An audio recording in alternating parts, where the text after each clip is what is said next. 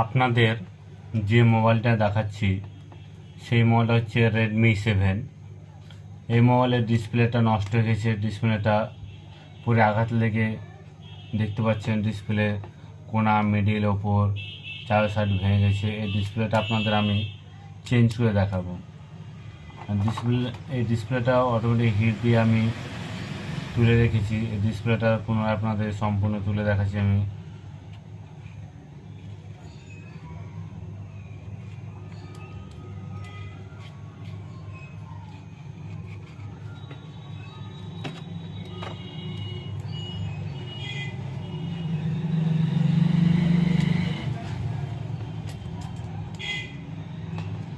যে নষ্ট ডিসপ্লেটা, ভাঙা ডিসপ্লেটা তুললাম। ডিসপ্লেটা তুলে দিয়ে ফেলে দিলাম। এবার আমি কি করব, চার সাইডে দেখতে পাচ্ছেন পুরাতন আঠাগুলো আছে। এই আঠাগুলো ভালোভাবে পরিষ্কার করব, যাতে যে নতুন ডিসপ্লেটা বসাবো সেই নতুন ডিসপ্লেটা ভালোভাবে সেটিং খায়।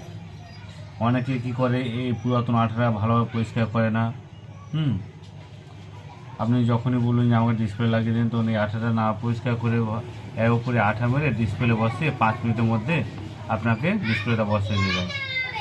তখন অনেকে ভাবে যে মুখ মেকারের কাছে গেছিলাম, ওই মেকারের কাছে আমাকে 5 মিনিটের মধ্যে ডিসপ্লে বসিয়ে দিয়েছে। টাইমটা বড় কথা নয়, ডিসপ্লে সেটিংটাই হচ্ছে সবচাইতে বড় কথা। যত টাইম দিয়ে ভালোভাবে পরিষ্কার করা যাবে ডিসপ্লেটা তত ভালোভাবে সেটিং খাবে। টাইম দিয়ে পরিষ্কার না করলে ডিসপ্লে দেখবেন যে চার সাইডে আঠা বেরিয়ে আছে, চার সাইডে দেখবেন যে আলো দেখতে পাওয়া যাচ্ছে। কিন্তু ঠিক মতন সুন্দরভাবে যদি সেটিং করেন তাহলে সাইড দিয়ে আঠা দেখতে পাবেন না। ডিসপ্লেটা ভালোভাবে সেটিং খাবে, ডিসপ্লেটা বহুত দিন বসে থাকবে।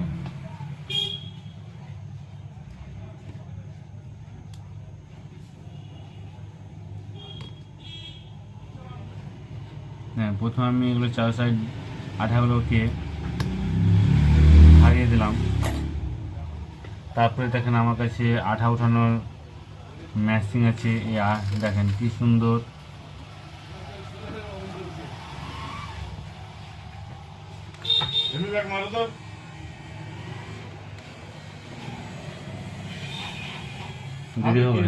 দেরি হবে মোটামুটি 15-20 মিনিট। 15-20 মিনিট।